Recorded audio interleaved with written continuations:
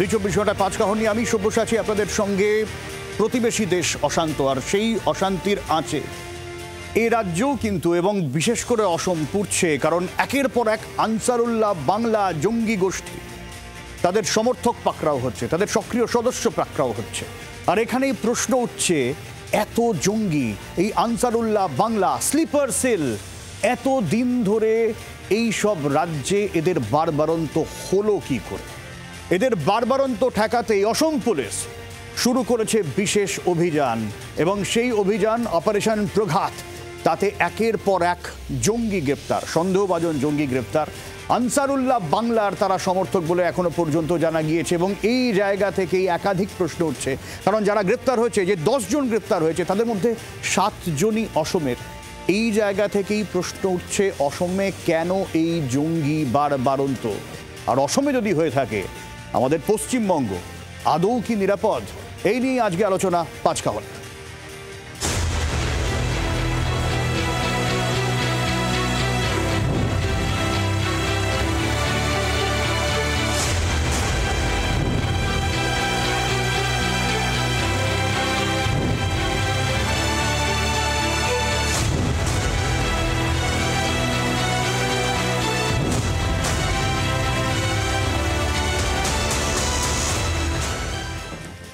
এই নিয়ে আজকে আলোচনা করবো। আমাদের সঙ্গে স্টুডিওতে যারা রয়েছেন একটু আপনাদের সঙ্গে আলাপ করিয়ে দিয়ে। আমাদের সঙ্গে বিজেপির প্রীতম দত্ত রয়েছেন, কংগ্রেসের কেতন জয়সওয়াল রয়েছেন, আমাদের সঙ্গে রয়েছেন তৃণমূল সমর্থক সৌম্যদীপ আচার্য, এবং অবসরপ্রাপ্ত সেনা কর্তা ক্যাপ্টেন তাপস বন্দ্যোপাধ্যায় রয়েছেন আমাদের সঙ্গে সরাসরি।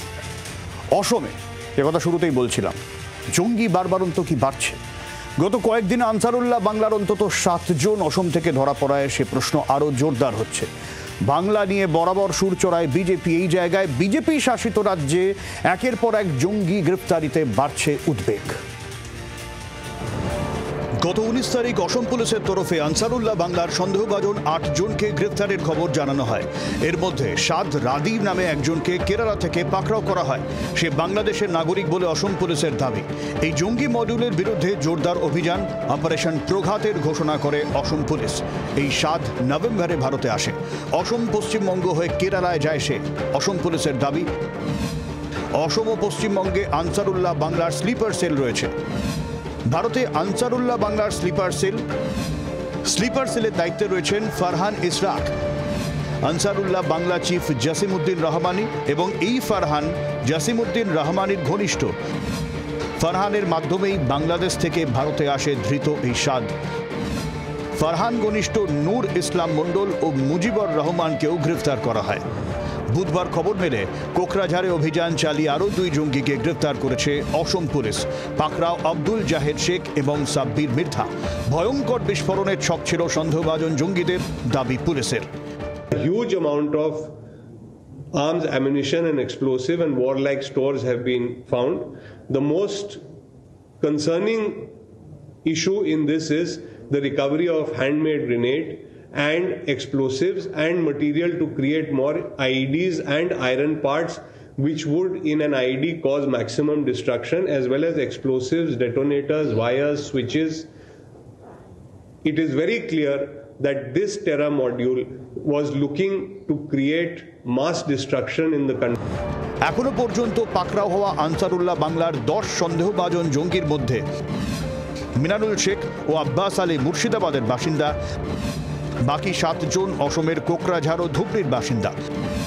ধৃত সাদ রাদী বাংলাদেশের রাজশাহীর বাসিন্দা। এখানেই প্রশ্ন উঠছে, তাহলে কি অসমে বাড়ছে জঙ্গিদের বারবারন্ত? আর পশ্চিমবঙ্গ? এখানে কোনো জঙ্গি নেই। সেটা হচ্ছে যে কেন সেন্ট্রাল এজেন্সি তাদের এফিসিয়েন্সি নষ্ট হচ্ছে। আসাম, ত্রিপুরা অন্য রাজ্যের পুলিশ, পশ্চিমবঙ্গ পুলিশ কাজ করছে না।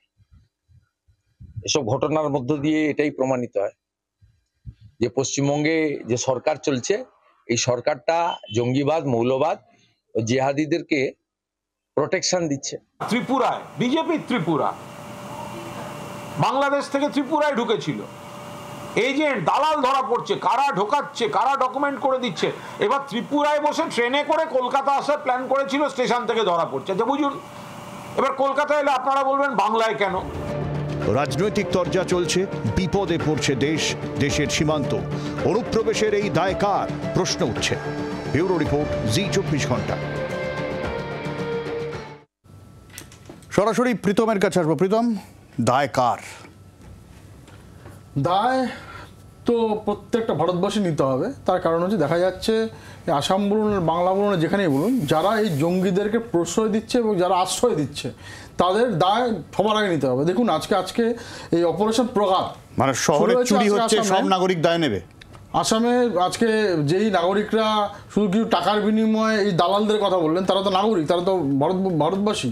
তারাও যদি আজকে না বুঝে দেশের নিরপেক্ষ বিঘ্নিত করেন, সেটা আমার কথা না, তো একজন আমার অপোনেন্ট দেশে এরকম তো এলিমেন্ট থাকবে, সব দেশে এই জন্য এলিমেন্ট থাকবে দেখেই আজকে আসামে অপারেশন প্রঘাত চলছে। কিন্তু আজকে কি হচ্ছে, এখন চলছে, সময় চলে যাচ্ছে। লাস্ট আমাদের গভর্নমেন্ট আসার পর থেকে গত 19 তারিখে ওটা অ্যানাউন্সমেন্টটা হলো। আজকে তুমি প্রোগ্রাম করছো, আমি তোমাকে লাস্ট 3 মাস ধরে বলছি, প্রতিদিন তুমি আমাদের যে ওখানকার সিএম আছে তার লাস্ট টুইটার হ্যান্ডেল চেক করো। প্রত্যেকটা দিন ওখানে অনুপ্রবেশকারী ঢোকার চেষ্টা করছে, আমরা ওখানে পুশব্যাক করছি। কি করে ঢোকার চেষ্টা করছে? চেষ্টা করবে না ওখানে তোমার আজকে যেভাবে নজরদারিতে গাফিলতি। এই যে তোমার, আমি তোমাকে বলছি, এই যে তোমার যে একটু আগে বললে না ধরা পড়েছে, প্রতিদিন ধরা পড়ছে। যদি নজরদারি গাফিলতি হতো তাহলে তো আজকে ধরাই পড়তো না।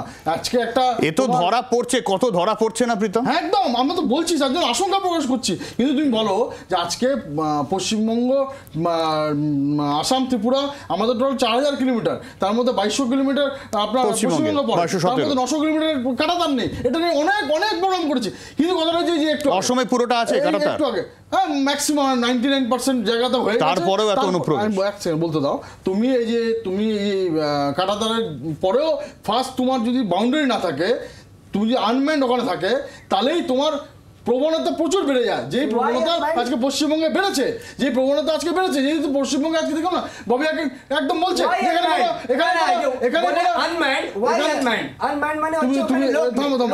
জামাতে সাপোর্টার থেমে যাও, আমাকে প্রীতম কেতন থামাতেই হচ্ছে।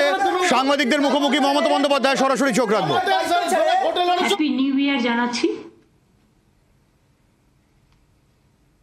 আপনারা সকলে ভালো থাকুন, সুস্থ থাকুন, সুন্দর থাকুন। হ্যাপি নিউ ইয়ারের প্রোগ্রাম এখন থেকেই আমরা অ্যানাউন্স করেছি। 1 জানুয়ারিটা ছুটির দিন, কিন্তু ওই দিন আবার আমাদের ফাউন্ডেশন ডেও দলেরও। আমি দলের কথা কখনো এখানে বলি না, কিন্তু যেহেতু আমরা বলি মামাটি মানুষের সরকার, ওই দিবসটা আমরা মামাটি মানুষ দিবস হিসেবে পালন করি 1 জানুয়ারি। এবং 26 পূর্ণ হয়ে 27-এ পা দিচ্ছে। ওই দিন ব্লাড ডোনেশন করে আমাদের ছেলে মেয়েরা, অনেক সাধারণ মানুষ, প্রায় লক্ষাধিক ব্লাড কালেক্টেড হয়, যেটা থেকে অনেক অসহায় মানুষ বা অ্যাক্সিডেন্টাল কেস বা অন্যান্য কেস তারা সহযোগিতা পায়। যেমন গরম সময় যখন রক্ত পাওয়া যায় না, তখন পুলিশের থেকেও ব্লাড ডোনেশন ক্যাম্প করা হয়, এগুলো আমরা জানি। সুতরাং ওই দিনটা আমরা মামাটি মানুষকে ডেডিকেট করব। আর 1 জানুয়ারি যেহেতু ইংলিশ ইয়ারের, ক্যালেন্ডার ইয়ারের 1 জানুয়ারি, ওই দিনটা ছুটি আছে, কিন্তু সেই জন্য আপনাদের আগাম সবাইকে শুভকামনা এবং সবাইকে হ্যাপি নিউ ইয়ার জানাচ্ছি। 2 জানুয়ারি আমাদের অ্যাডমিনিস্ট্রেটিভ রিভিউ মিটিং ডাকা হয়েছে নবান্ন সভাঘরে বেলা 1টার সময়। সমস্ত ডিপার্টমেন্টের কাজ নিয়ে পর্যালোচনা করা হবে, জেলা থেকে শুরু করে ব্লক স্তর পর্যন্ত, রাজ্য স্তর থেকে। এই বছরের 30শে ডিসেম্বর আমি বেলা 1টায় আমি এতে যাব, সন্দেশখালীতে একটা পাবলিক ডিস্ট্রিবিউশনের প্রোগ্রাম নিয়েছি। কারণ ইলেকশনের আগে আমাকে অনেকে জিজ্ঞেস করেছিল, দিদি আপনি সন্দেশখালী গেলেন না? আমি বলেছিলাম আমি যাব, পরে যাব। সুতরাং সেই জন্যই আগামী 30 তারিখ বেলা 1টায় আমার অফিসিয়াল প্রোগ্রাম সন্দেশখালীতে থাকবে। এটা হচ্ছে গভর্নমেন্টের পাবলিক ডিস্ট্রিবিউশন প্রোগ্রাম। ইতিমধ্যে আপনারা জানেন যে আমরা যেগুলো আমাদের কাছে পেন্ডিং ছিল, বিভিন্ন লক্ষ্মীর ভান্ডার থেকে শুরু করে বাংলার বাড়ি থেকে শুরু করে আমরা অনেকটাই করতে পেরেছি। তার মধ্যেও জেলাতেও কিছু থাকে কাজ, সেগুলো প্রায় 20,000 মানুষের কাছে ওই মিটিং থেকে বিভিন্ন পরিষেবা তুলে দেওয়া হবে ক্যাম্প ওয়াইজ করে। স্টেজ থেকে আমি হয়তো বড় জোর 100 জনের হাতে তুলে দিতে পারবো। 6 তারিখে গঙ্গাসাগর যাব। আমি পৌঁছে আপনাদের প্রোগ্রামটা আগে জানিয়ে দিচ্ছি, যেহেতু আপনারা 5 তারিখে যাবেন। আমি প্রথমে যাব ভারত সেবাশ্রম সঙ্গে, কারণ কপিল মুনি আশ্রমের মহারাজ তিনি একটু বয়োজ্যেষ্ঠ, একটু বিশ্রাম নেন। আমি তার বিশ্রামে ব্যাঘাত ঘটাতে চাই না। ওরা 4টে মন্দির খোলে, কাজে আমি ভারত সেবাশ্রমটা আগে করে নেব, করে নিয়ে তারপর ওখান থেকে কপিল মুনির আশ্রম দর্শনে যাব। এবং এ ব্যাপারে আমাদের রিভিউ মিটিং হয়ে গেছে, সেটাও আপনারা জানেন। 8 তারিখে আমাদের এই কলকাতায় যে মেলাটা হয় মিলেনিয়াম পার্কের অপোজিটে, ওখানে সন্ধ্যেবেলা আমি যাব। প্লাস ওই দিন আমাদের একটা ভেসেল তৈরি হয়েছে, প্রচুর লোক যাতায়াত করতে পারে। হাওড়া থেকে বেলুড় মঠ, দক্ষিণেশ্বর এই জাহাজ যাবার জন্য আমাদের যে জলীয় বিভাগ আছে, ওয়াটার ট্রান্সপোর্ট, ইনল্যান্ড ওয়াটার ট্রান্সপোর্টের মধ্যেই একটা শাখা, সেখানে আমাদের জাহাজ কোম্পানি গভর্নমেন্টের আছে, আপনারা হয়তো জানেন। সেই জাহাজ কোম্পানি অভিনবভাবে এই ভেসেলটা তৈরি করেছে, যেটা জনগণের খুব কাজে লাগবে। ওটাও সেদিন উদ্বোধন হবে। এছাড়াও আমার কাছে রিকোয়েস্ট এসছে, আইটিসিও একটা আর্টিফিশিয়াল ইন্টেলিজেন্সের ওপরে গ্লোবাল হাব তৈরি করতে চায়। ওদের বিল্ডিং প্রায় কমপ্লিট হয়ে গেছে। আমি সময় করতে পারলে বলে দেবো, এক্ষুনি বলছি না। আইটিসি তাছাড়াও আরো 2টো প্রজেক্ট রেডি আছে, আমরা সময় মতো করে দেবো।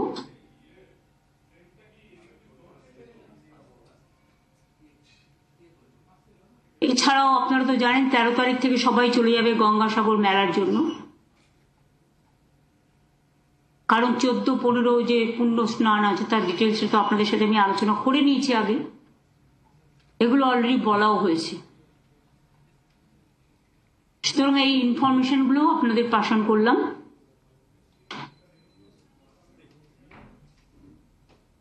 আমাদের বেঙ্গল বিজনেস সাবমিট হচ্ছে 5ই ফেব্রুয়ারি এবং 6ই ফেব্রুয়ারি। এটা একটা বড় প্রোগ্রাম।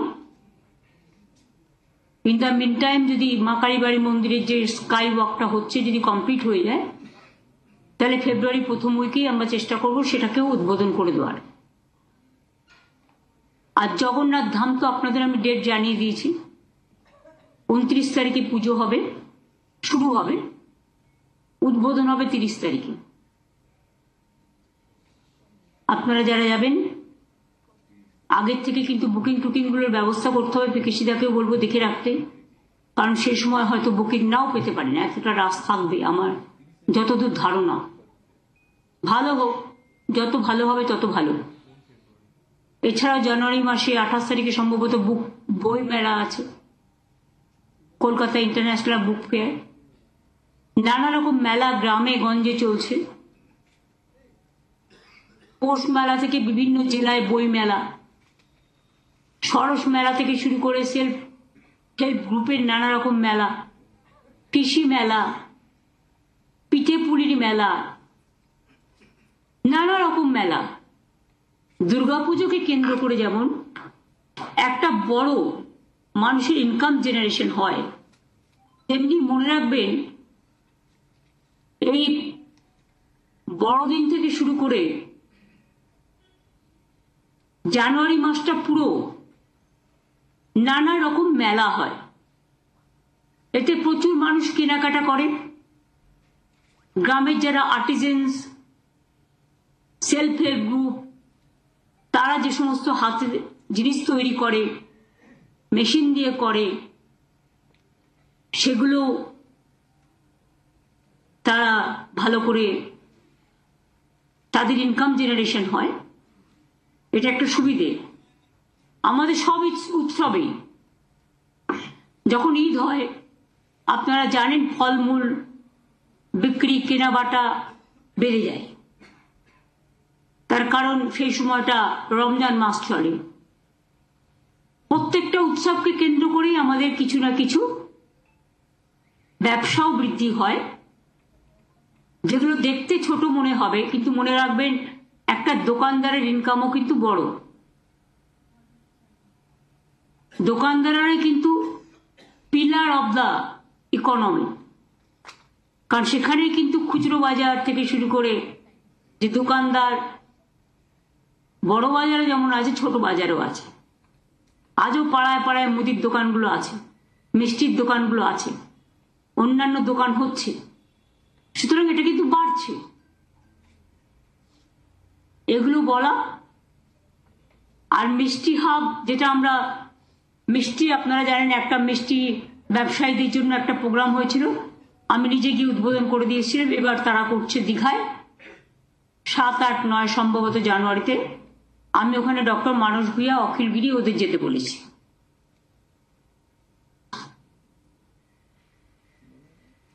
বাংলায় মিষ্টি বলুন, জয়নগরের মোয়া বলুন, নলেন গুড় বলুন, পিঠে কালো বলুন, শীতকালে এগুলো মানুষের খুব প্রিয়।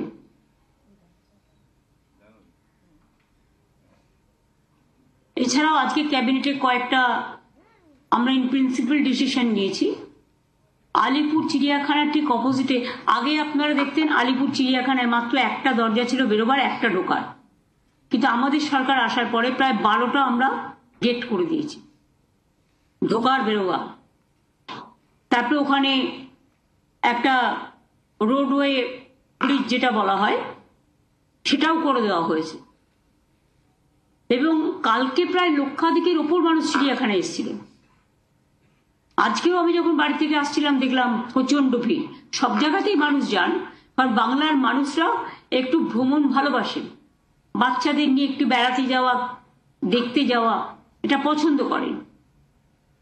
সুতরাং এই হিসেবে বিভিন্ন জায়গায় এখন লক্ষ লক্ষ মানুষের সমাগম হচ্ছে, এটাও একটা বড় ব্যাপার। মানুষ এই দিনগুলোকে খুব ভালোভাবে কাটানোর চেষ্টা করে। এবং এই আলিপুর চিড়িয়াখানার অপোজিটে একটা জায়গা আছে, ওখানে একটা ছোট্ট অ্যাকোরিয়াম ছিল, অনেক দিনের পুরনো, এবং অ্যানিম্যাল হাজবেন্ডারি, পশু চিকিৎসার একটা ছোট্ট জায়গা ছিল, কিন্তু বাদ বাকিটা টোটালটাই আনইউজ ছিল। ওই জায়গাটায় আমরা একটা বিরাট বিগ বাজার করতে যাচ্ছি। ল্যান্ডটা আমরা জাস্ট ইন প্রিন্সিপাল এগ্রিড করেছি ওই জায়গাটা, কিন্তু যেই করুক যাই করুক ওখানে একটা ছোট্ট অ্যাকোরিয়াম থাকবে। আর পশু হসপিটালটা ওরা চিড়িয়াখানা জুয়ের জায়গায় ওরা করে নেবে। সুতরাং এখানে কোনো অসুবিধে হবে না, সব ডিপার্টমেন্ট কথা বলেই সিদ্ধান্ত নিয়েছে।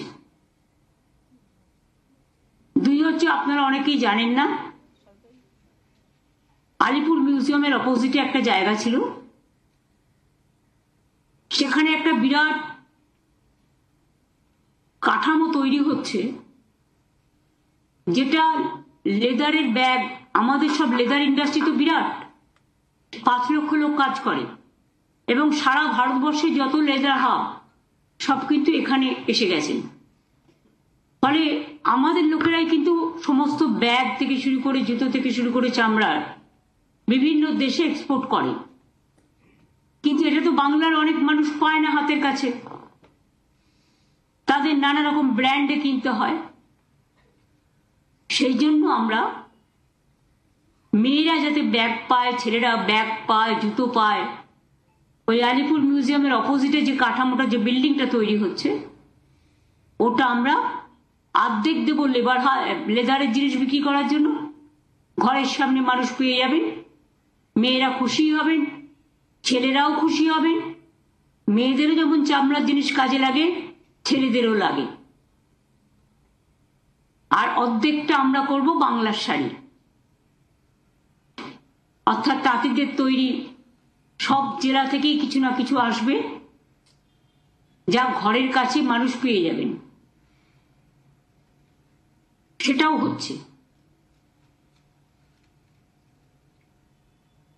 এই ধরনের অনেকগুলো জায়গাতেই অনেকগুলো জিনিস তৈরি হচ্ছে।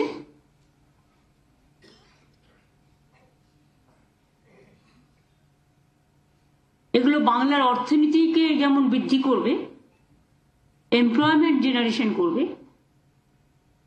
এবং এমপ্লয়মেন্ট জেনারেশনের মধ্যে দিয়ে ভাই বোন সকলে নিজে পায়ে দাঁড়াবার একটা সুযোগ পাবে।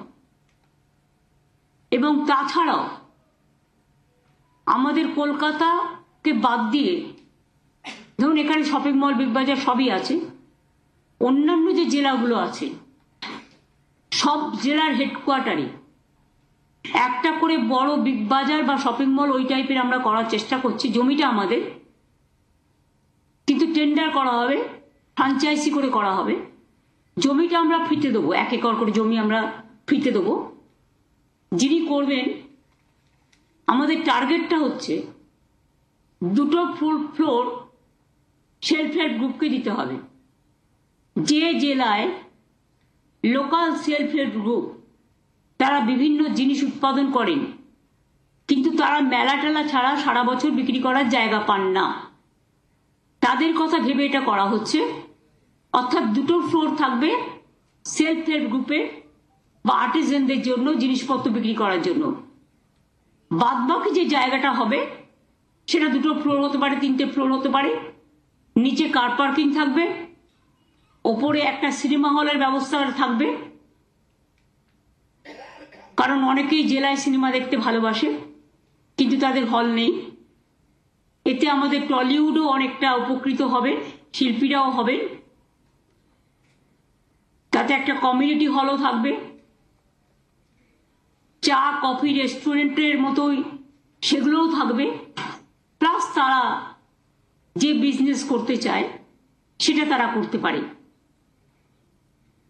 যেগুলো বাজার শপিং মলে পাওয়া যায়। তাহলে জেলায় জেলায় হেডকোয়ার্টারে একটা হয়ে গেলে খুব ভালো হবে।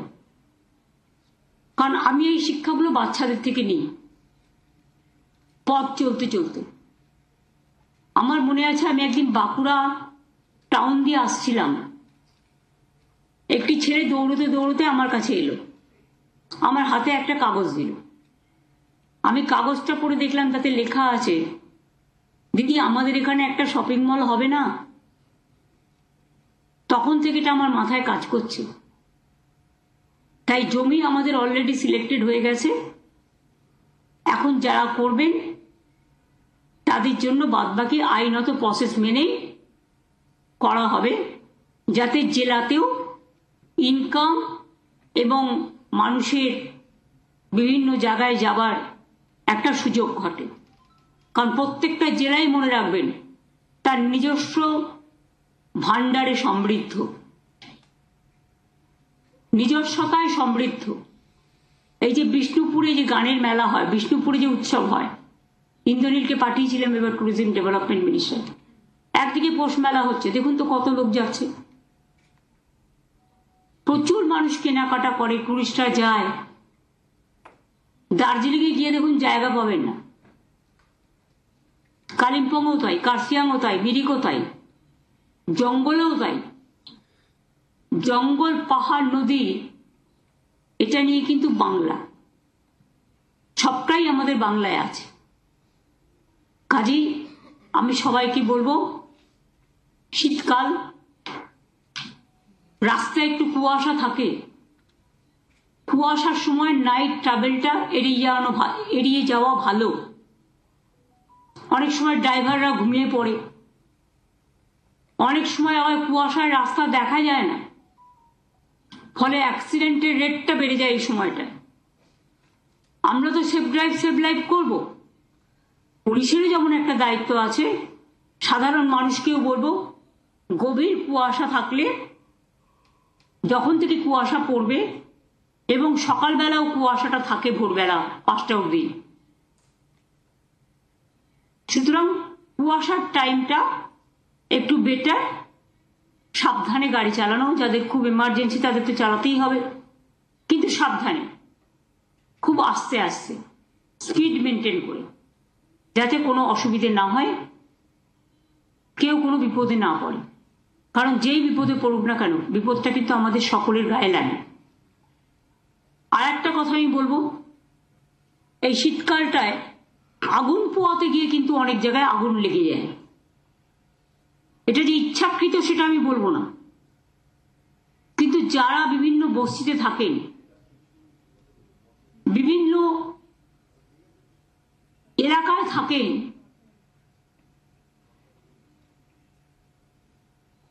বস্তিগুলোর নাম দিয়েছে উত্তরণ, যেগুলো আইনত স্বীকৃত। কিন্তু সেদিন যেমন আপনারা দেখলেন মাঝিরহাটের ওখানে দুর্গাপুর ব্রিজের সামনে একটা হলো, মাঝিরহাট না, সরি, দুর্গাপুর ব্রিজের কাছে, ওটা রেলের জমি।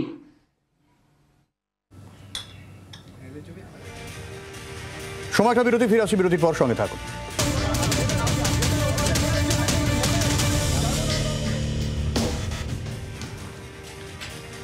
আমরা মমতা বন্দ্যোপাধ্যায়ের বক্তব্য শুনছিলাম, একটু আমরা আলোচনাটাকে ওই দিকে নিয়ে যাই। বরং আমাদের সঙ্গে তৃণমূল সমর্থক সৌম্যদীপ আচার্য রয়েছে। আমি সৌম্যদীপের কাছে সরাসরি। সৌম্যদীপ, মমতা বন্দ্যোপাধ্যায়ের বক্তব্য তুমি শুনলেন, এখানে তিনি একটা খুব ইম্পর্টেন্ট কথা বলেছেন, ইন্টারেস্টিং। জেলায় জেলায় শপিং মলের একটা ভাবনা চিন্তা করেছেন। কি মনে হয়, যদি শপিং মল জেলায় জেলায় হয়, গ্রামীণ অর্থনীতি এর মধ্যে কি একটা বড়সড় পরিবর্তন এলেও আসতে পারে? না, নিশ্চিতভাবে। আমি আশা করি আমাকে শোনা যাচ্ছে। বলো। আমি ব্যক্তিগতভাবে মনে করি যে আজকে যে মমতা বন্দ্যোপাধ্যায় কথা বলেছেন, নিশ্চিতভাবে সঠিক কথা বলেছেন। তার কারণ একটা না, অনেকগুলোই। প্রথম কারণ একটাই যে আজকে যদি জেলায় জেলায় শপিং মল হয়, আমরা দেখেছি যে অনেক সময় অনেক জেলাতেই শপিং মল নেই, গ্রামের দিকে শপিং মলের কালচার আজ অব্দি উঠে আসেনি। সেই জায়গায় দাঁড়িয়ে হয়তো যারা গ্রামে থাকে তারা অনেক দূরে দূরে যাচ্ছে সিনেমা দেখতে হোক বা যা করতে হোক। এখানে আজকে যদি প্রত্যেকটা জেলায় জেলায় শপিং মল হয়, তাহলে যেই অর্থনীতি টাউনে চলছে বা যেই অর্থনীতি আমরা শহরে চালাতে পারছি, সেই একই জিনিস, সে একই টাকা পয়সা তো এখানে রাউন্ড আপ করবে, সার্কুলেট হবে। সেই জায়গায় নিশ্চিতভাবে ভালো তো হবে। তা কিন্তু সৌম্যদীপ, গ্রামের একটা নিজস্ব অর্থনীতি আছে, তোমার মনে হয় না সেই নিজস্বতা কোথাও গিয়ে একটু হলেও ধাক্কা খেলেও খেতে পারে? না, ধাক্কা কেন খাবে? ধাক্কা খাওয়ার মতন তো কিছু নেই। অর্থনীতি, টাকা পয়সা সার্কুলেশন নিশ্চিতভাবে বাড়বে, যেটা সবসময় প্রত্যেকটি সরকারের দেখার দায়িত্ব, দেখা উচিত। সেই জিনিসটা মমতা বন্দ্যোপাধ্যায় দেখছেন। এবং মমতা বন্দ্যোপাধ্যায় শুধু সেই কথা বলেননি, মমতা বন্দ্যোপাধ্যায় এটাও বলেছেন যে সেলফ হেল্প গ্রুপের জন্য 2টো করে ফ্লোর কিন্তু দেওয়া হবে। অর্থাৎ প্রত্যেকটা জিনিসকে মমতা বন্দ্যোপাধ্যায় প্রমোট করার চেষ্টা করছেন। তাই কেতন, দেখুন, উনি কথা যা বললেন মাননীয়া, কাজের কথা খুব একটা কিছু বললেন না। তবে ওর মধ্যে একটা কথা বললেন যে আমি বাচ্চাদের থেকে, রাস্তা চলতি বাচ্চাদের থেকে আমি ওপিনিয়ন নিই বা তাদের থেকে অ্যাডভাইস নিই। এই জন্যই বাংলার এই দুর্দশা। আজকে আমরা বুঝতে পারলাম যে আপনার মুখ্যমন্ত্রী হয়ে একটা রাজ্য 10-11 কোটি মানুষের দায়িত্ব আছে আপনার উপর, আর আপনি বাচ্চাদের ওপিনিয়ন নিয়ে রাজ্যটা চালাচ্ছেন না। একটু ম্যাচুয়ার লোকেদের থেকে মানে ওপিনিয়নটা নিন। আমরা এত বড় বড় আমলা রেখেছি, আমরা আমাদের করের টাকায় তারা চলেন। আর কিছু কথাবার্তা আমরা শুনলাম, মেলা শুনলাম, বিনিয়োগ শুনলাম, নাকি আবার একটা ওই যে পিকনিক হয় প্রত্যেকটা বছরে, ওই পিকনিক হবে, কিন্তু বিনিয়োগ কত টাকা হয় বলুন তো বাংলায়? মানে আমরা যেটা দেখেছি যে একটা দশক পেরিয়ে গেল, হলো না শিল্পের খেলা, বিনিয়োগের নামে পিকনিক হলো না বিশ্বকর্মার মেলা। এ রাজ্যে মেলা খেলা এর বাইরে বেরোতে পারছি না আমরা। ওই গ্রামে গঞ্জে যে মলের কথা হচ্ছে, ওটা কি হবে? ওই মলগুলোতে যে দোকানগুলো হবে, সেখানে কি হবে? তৃণমূলের লোকেরা কাঠ মানে নিয়ে ওখানে দোকানগুলো দেবে, এইগুলোই হবে। এরা বাংলার মানুষের জন্য কিছু করছে না সরকার, শুধু যারা তৃণমূলটা করে তাদের করে খাওয়ার জন্য নতুন নতুন প্রকল্প, 100 দিনের কাজ, সেখানে মানুষের কত লাভ হচ্ছে না, তৃণমূলের লোকের প্রকল্প, সেটা মেরে খাওয়ার প্রকল্প।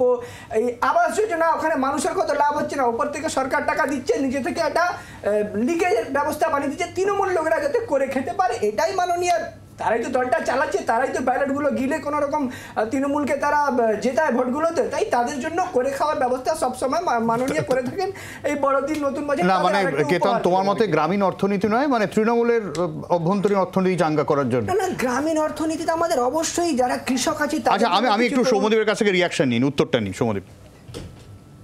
না, তিনি যেই দলে থেকে কথাগুলো বলছেন সেই দলে থেকে এই কথাগুলো মানায় না, তার কারণ সেই দলের সর্বোচ্চ আমাদের মুখে মানায়, কারণ 100 দিনের কাজ যারা পুরো ইকোনমিকে চেঞ্জ করে দিয়েছিল, সেই 100 দিনের কাজ কে এনেছিল? আমরা এনেছিলাম। আচ্ছা কেতন, সৌম্য বাইরে রয়েছে, কেতন সৌম্য বাইরে রয়েছে। কথাও বলেনি, কথা শোনার ধৈর্য রাখুন। আপনি যেই দলে আছেন সেই দলের সর্বোচ্চ নেতা, সর্বোচ্চ নেত্রী যারা আছে, যাদেরকে আপনারা নেতা নেত্রী মনে করেন, যাদের ছবি আপনারা ফ্লেক্সে লাগিয়ে ঘুরে বেড়ান, সেই দলের সর্বোচ্চ নেতা নেত্রী আজকের দিনে দাঁড়িয়েও মমতা বন্দ্যোপাধ্যায়কে না নিয়ে কোনো কাজ করতে পারে না। মমতা বন্দ্যোপাধ্যায়ের জন্য এখনো তারা বলেন, এবং আপনি যে কথাগুলো এই রাজ্য থেকে বলছেন,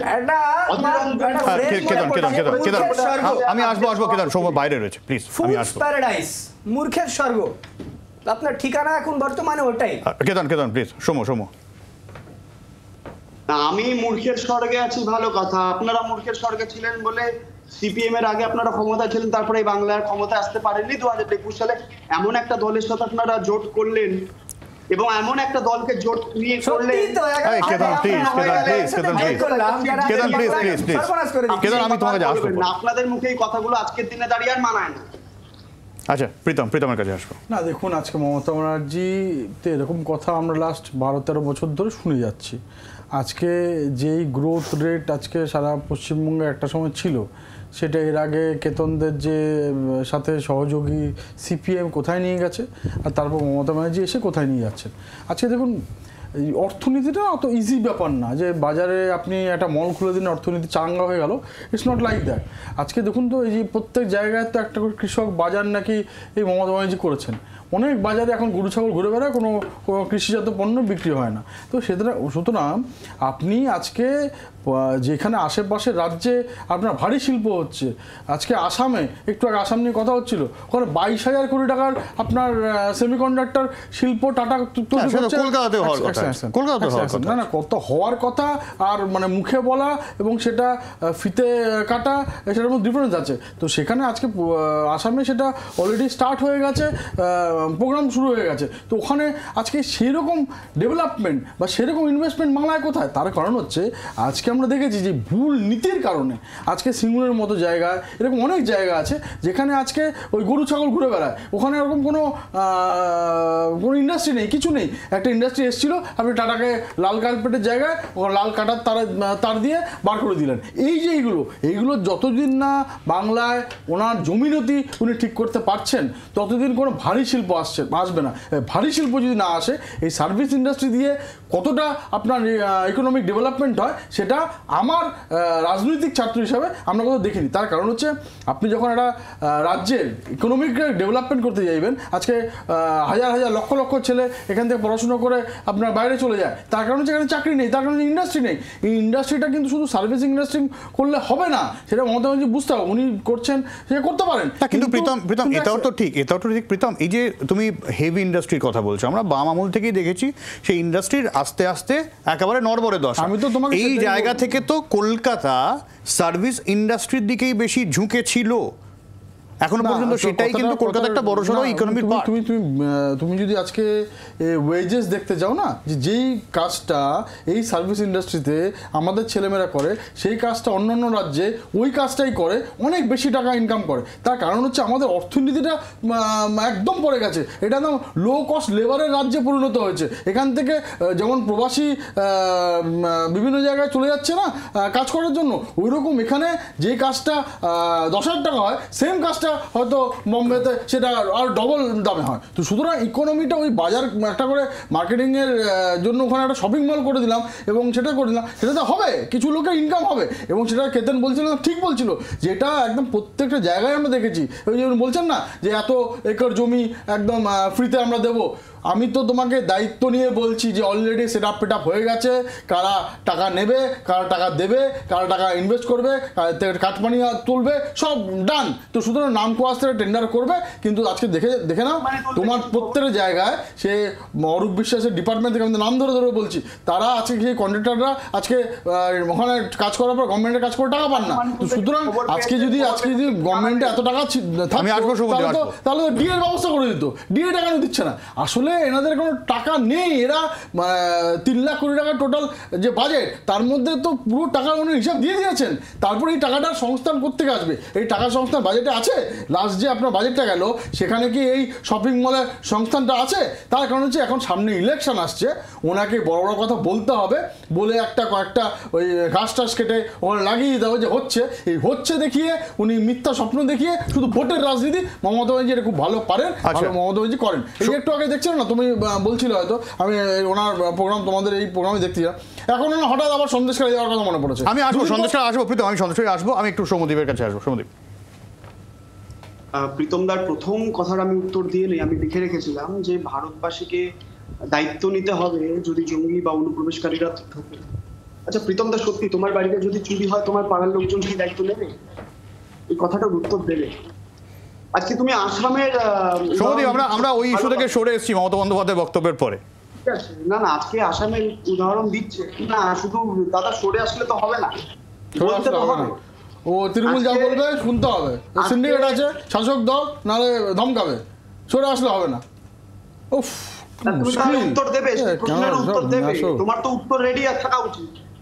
আচ্ছা, আসামের তোমরা উদাহরণ দিচ্ছ, আচ্ছা আসামের মুখ্যমন্ত্রী এমন একজন যাকে নিয়ে তোমরা খুব বেশি মাতামাতি করেছিলে যতদিন না সে বিজেপিতে এসেছে। যখন কংগ্রেসে ছিল প্রচুর মাতামাতি করেছো, জেলে যাবে, এই যাবে, অনেক অনেক কিছু করেছে বিজেপি। আলটিমেটলি কি হলো, কংগ্রেস থেকে বিজেপিতে আসার পরে ধোয়া তুলসীপাতে যেটা গোটা দেশের মধ্যে হয়, খুব স্বাভাবিক। তারপরে আজকে সেই রাজ্যের এক্সাম্পল নিয়ে আমাদেরকে বলা হচ্ছে এই ডিবেট শোতে, হাস্যকর বিষয়। কি হাস্যকর বিষয় বলছি? নিশ্চিতভাবে হাস্যকর বিষয়। আপনি বাইরে থেকে সেই কথা তো বললে হবে না। এক সময় আপনাদের দলের লোকজন কংগ্রেস নিয়ে, কংগ্রেসে যখন হিমন্ত বিশ্ব শর্মা ছিল তখন অনেক কিছু বলেছেন। আজকে আপনাদের রাজ্যের মুখ্যমন্ত্রী, আসামের মুখ্যমন্ত্রী, ভালো, আপনারা এমন একটা রাজ্যের এক্সাম্পল দিচ্ছেন যে রাজ্যের 7 জনের বেশি জঙ্গি ধরা পড়েছে। আপনি সেটাকে বেঞ্চমার্ক, ভাই তুমি কি একটু ঠিকঠাক করে একটু বুঝে শুনে বলো। তুমি আসলে মুশকিলটা হচ্ছে আমি জানি না তোমার নেতা তৃণমূল কিনা, আমি বুঝতে পারছি না তুমি কতদিন পলিটিক্সটা করছো। তুমি বলছে একটা আবল তাবল বলছো, একদম ঠিক, তোমার নেতা যেমন আবল তাবল বলছো তুমি এরকম বলছো। আরে তুমি হিমন্ত বিশ্ব শর্মা উনি কংগ্রেস থেকে আসতে পারেন, তার জন্য ভারতীয় জনতা পার্টির নীতি আদর্শ চেঞ্জ হয়ে যায়নি, যেটা তৃণমূল কংগ্রেসের নীতি আদর্শ চেঞ্জ হয়ে গেছিল। উনি কংগ্রেস থেকে জন্ম নিয়েছিলেন এই মমতা ব্যানার্জি। আপনারা একবারও বোঝাতে পারেননি এই রাজ্যে শিল্প হয়নি, সেই কারণে আজকে আপনাদেরকে মানুষ বারবার করে লেজ করে এক করতে পেরেছে। সিপিএম কংগ্রেসের কাছে এখানে কোনো কথা শোনার প্রশ্নই নেই, তার কারণ তাদেরকে মানুষ শূন্য করে দিয়েছে। তাহলে তোমরা ইন্ডিকেটর নেই ভাই, যেই অবস্থায় 2021-এর আগে ছিল তার থেকে খারাপ অবস্থায় 2024-এর বিধানসভা উপনির্বাচনগুলোর পরে আছে। আপনারা 11 বছরও একবারও বাংলার মানুষকে এটা বোঝাতে পারলেন না যে বাংলায় শিল্প হয়নি। এটা বোঝানোর কি দরকার? এটা তো বাংলার মানুষ দেখতেই পাচ্ছে, কর্ম নেই, কাজ নেই, শুধু আছে দুর্নীতি। আর তৃণমূলের একটাই নীতি, দুর্নীতি। দুর্নীতি বোঝানোর কি দরকার? এটা as clear as a day light. এবার আপনি ওই যে কুমিরের হয়তো রচনা পড়ে এসেছিলেন, অন্য রচনা এসে গেছে, আপনার কোনো উপায় নেই, আপনার খাতা দেখে ওটাই বলতে হচ্ছে। কিন্তু এবার যাই হোক, ইকোনমি নিয়ে বলছিল, আপনাদের কটা এমএলএ আছে বলছিল। আরে উনি কি বলছে শুনি, তারপর তুমি ইন্ডিজোট কি তুমি এবার বিজেপি প্রকল্প নিয়ে। আচ্ছা প্রীতম, আমি আসবো। আরেকটা গুরুত্বপূর্ণ ঘোষণা, যেখানে মমতা বন্দ্যোপাধ্যায় সন্দেশখালী যাওয়ার কথা বললেন, যেখানে তিনি আগেই বলেছিলেন যদি ভোটে জেতেন সেইখানে তাহলে নিশ্চয়ই তিনি আসবেন, সেরকমই গোটা বিষয়টা। এবং সন্দেশখালীতে গিয়ে তিনি কি বলেন সেদিকে নজর থাকবে, কিন্তু এই সন্দেশখালী যাওয়ার বিষয়টা কিন্তু একটা অন্যরকম রাজনৈতিক মাত্রা যোগ করবে বলেই রাজনৈতিক মহলের মত। আসবো আলোচনা বিরতির পর।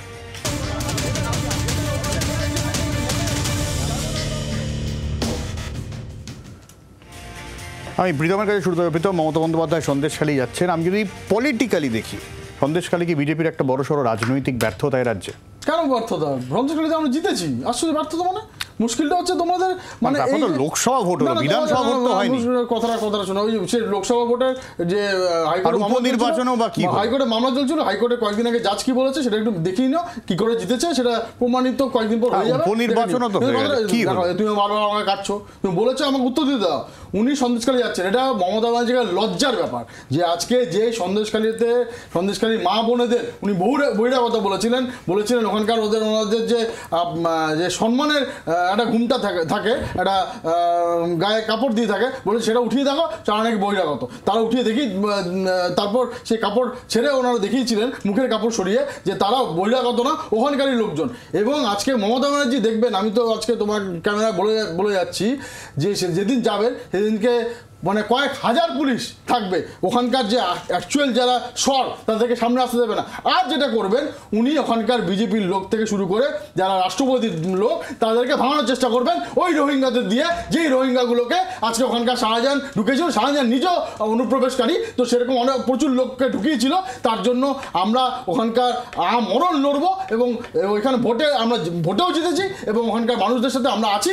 এই তোমার ক্যামেরার মাধ্যমে ভালো হয়েছে, তুমি প্রফিটটা তুলে তোমার ক্যামেরার মাধ্যমে প্রত্যেকটা সন্দেশখালী বাসীকে আমরা অভয় দিতে চাই। যতই ওখানে মমতা ব্যানার্জি যাওয়ার আগে আপনাদের পুলিশে অত্যাচার করে আবার ওখানে তৃণমূলে ঝান্ডা দেওয়ার চেষ্টা করুন, আমরা সাথে আছি। আমাদের ফোন নাম্বার, প্রত্যেকের ফোন নাম্বার আপনাদের কাছে আছে, কোনো রকম কোনো অসুবিধা নেই, 24/7 আমরা আছি। যেভাবে সুরেন্দ্র আপনাদের কাঁধে পাশে ছিল, আমরাও সৌম্যদীপ। মমতা বন্দ্যোপাধ্যায় 30 তারিখ সন্দেশখালী যাচ্ছেন, সেখানে যা অনুষ্ঠান আছে সেগুলো করুক। বিজেপি যেভাবে ইলেকশনের আগেও চেঁচিয়েছিল চেঁচাক, মমতা বন্দ্যোপাধ্যায় যাওয়ার আগেও চেঁচাবে, খুব স্বাভাবিক। মমতা বন্দ্যোপাধ্যায় চলে যাওয়ার পরেও চেঁচাবে। বিজেপিকে নিয়ে, সন্দেশখালীকে নিয়ে আলাদা করে কোনো মন্তব্য নয়, কারণ বিজেপির এটা অভ্যাসে দাঁড়িয়েছে। শুধু সন্দেশখালী নয়, মমতা বন্দ্যোপাধ্যায় যেখানেই যাক না কেন বিজেপি চেঁচাবে। আজকে যদি বিজেপির কোনো নেতা কর্মীর গায়ে জ্বর হয়, মমতা বন্দ্যোপাধ্যায়ের দোষ। আজকে যদি বিজেপির কোনো গায়ে কাঁটা ধরে, মমতা বন্দ্যোপাধ্যায়ের দোষ। বিজেপির সর্দি লাগলে মমতা বন্দ্যোপাধ্যায়ের দোষ। এই বিজেপিকে এগুলো জিনিসে খুব একটা গুরুত্ব দিয়ে লাভ নেই। কেতন, খুব সংক্ষেপে।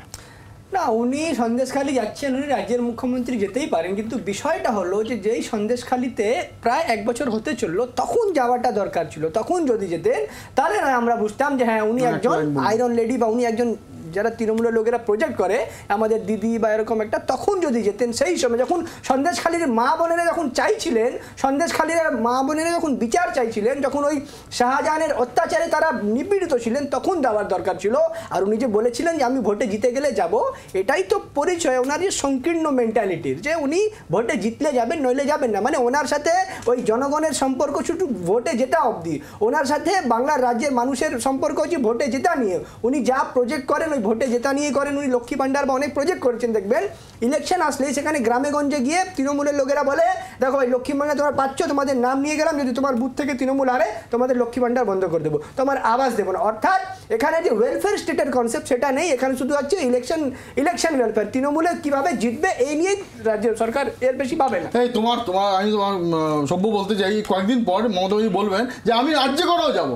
আসলে কি বলুন তো, উনি যে ওনার বিরুদ্ধে বা ওনার যে এই কাজের বিরুদ্ধে যেভাবে জনগণ আজকে উঠেছে, যখন জনগণ বলেছে যে আপনি ভুল করেছেন, তখন উনি যান না, উনি শুধু টাকা দেবেন, ভোট কিনবেন, এটা ওনার স্বভাব। এটা সব জায়গায় তাই করতে যায়।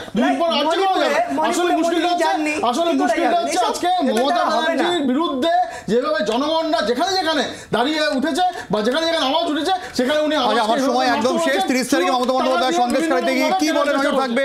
আপাতত এখানে শেষ করছি, সঙ্গে থাকুন জি 24 ঘন্টা।